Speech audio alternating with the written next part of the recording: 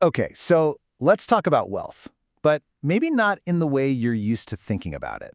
We're going to dive into a path that's, well, a lot quieter. It's less about showing off and way more about building something real, something that actually lasts.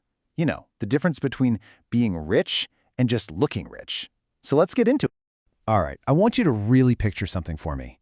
Think about your neighbor. Yeah, the one with that, 12-year-old Corolla. The car you barely even notice. It's just there. It's practical, it's reliable, it's totally unassuming. But here's the thing. Behind the scenes, something completely different is going on. And that's the kicker, right? You are maybe struggling with this huge loan on a fancy SUV while they just bought a second house in cash. It's a total mind bender, and it really makes you stop and think, wait a minute, have I been looking at wealth all wrong? What is their secret? How do they pull off that kind of quiet power move?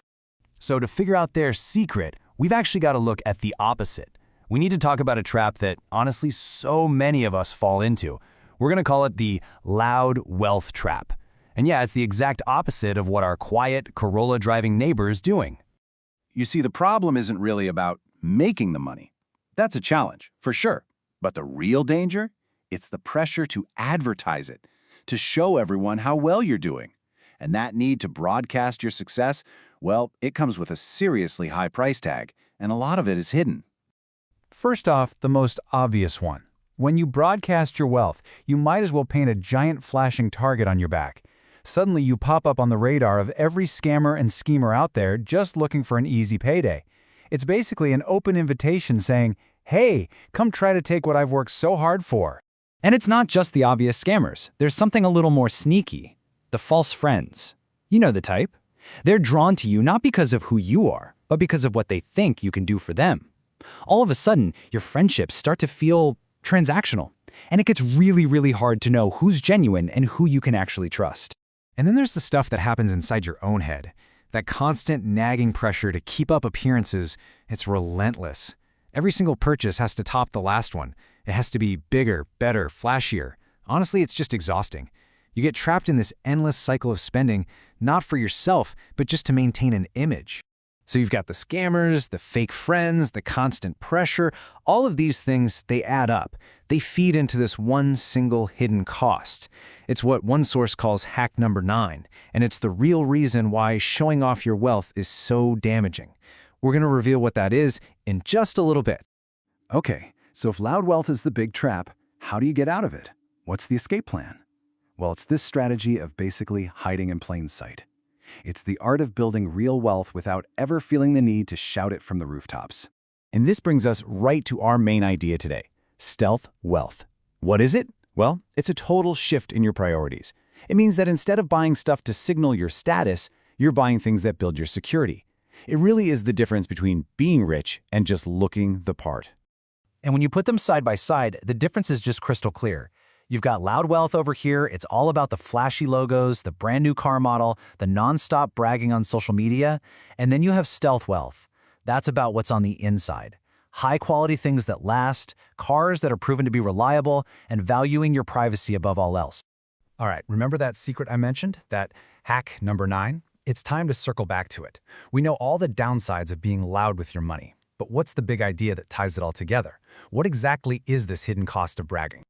Here we go, the big reveal. It's called the insecurity tax. Isn't that just brilliant? Now, it's not a tax you pay to the government, obviously.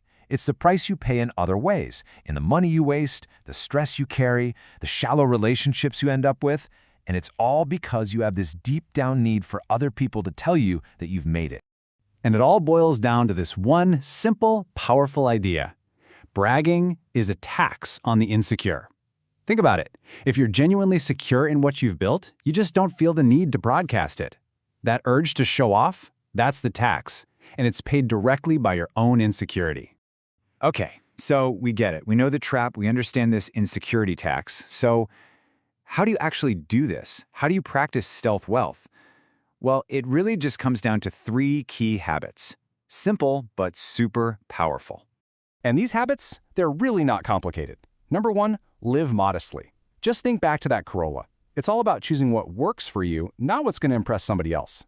Number 2, value your privacy. Seriously, Your financial situation is your business, period. Share your successes with your small, trusted circle, not with all of social media.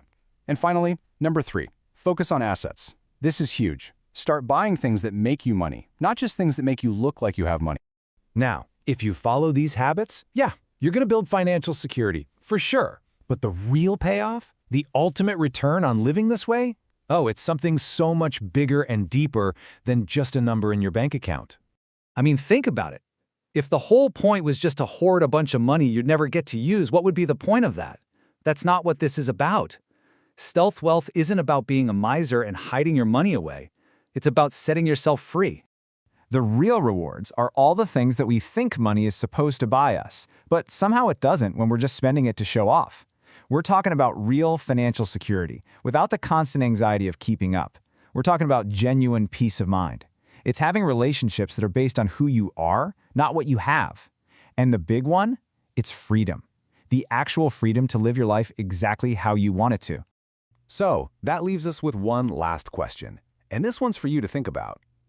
I want you to take a hard look at how you spend your money and what you really value, and then ask yourself, honestly, is your money buying you freedom, or is it just buying you an audience?